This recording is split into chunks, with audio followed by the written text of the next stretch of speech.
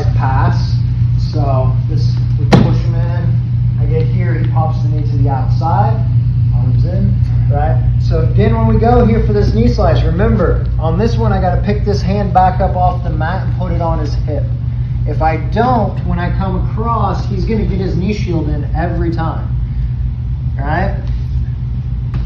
So when I'm here and he pops that knee out, my hand goes to his hip, my elbow stays tight to my hip as I come across, right? And now I can block that knee from coming in. I keep my head low to stop the cross face. Now I can get my controls. Now I pull, I open this up, and we settle, right? I start lifting him. Yeah, we're doing a little different. So I start lifting him looking for this sugar hold, but he keeps this arm glued to his chest. He's doing one of these. He's like, no, I'm not doing that again, right? I'm like, cool, you don't want that triangle? I'll hit you with a different one. I pin his wrist, step up and through, and now we go to the mounted triangle instead. And then we can finish arm bars or the choke, whatever you want from there. Right, so again, push, elbow in, he pops it out, come across, dig my underhook, open this up. I start looking for that sugar hold. He's staying super tight. This is where you have to be under this elbow. So you have to make sure you got under this near side elbow when you got here, right? But I'm just pinning his wrist. All right, I lift his head, step over, pass it through. I turn, so both my knees are facing this way to lock this up, and I sit back, all right? From here, I can just sit and get the tap, or I can look for the arm bar.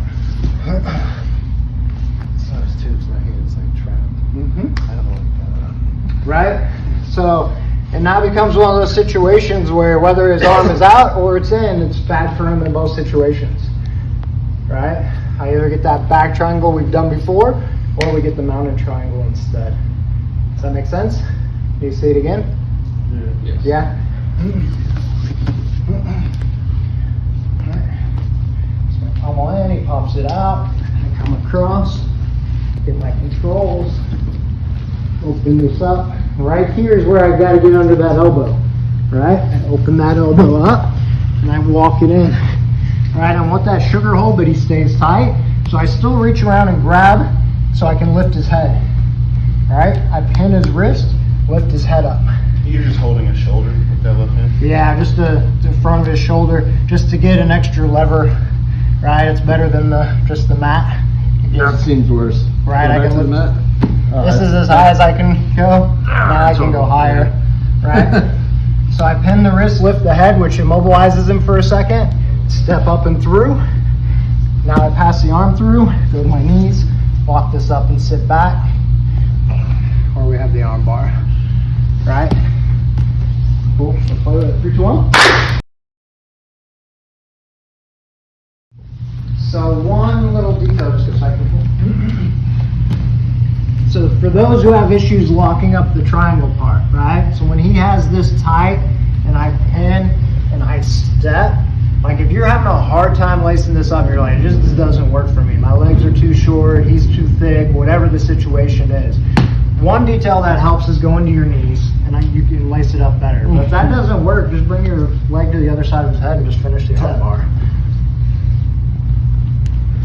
Right? Like if you can't lace up the triangle, you can't lace up the triangle, so just go right to the arm bar and finish that. You've already isolated his arm, right? You know, so, and by going that way, you go right into a belly down arm bar, so if he tries to explode out of it, it's just really bad for him. You know, because if he makes me lose my balance, there's a good chance I explode his arm. So if you're struggling to lace that up, just switch off to the arm bar.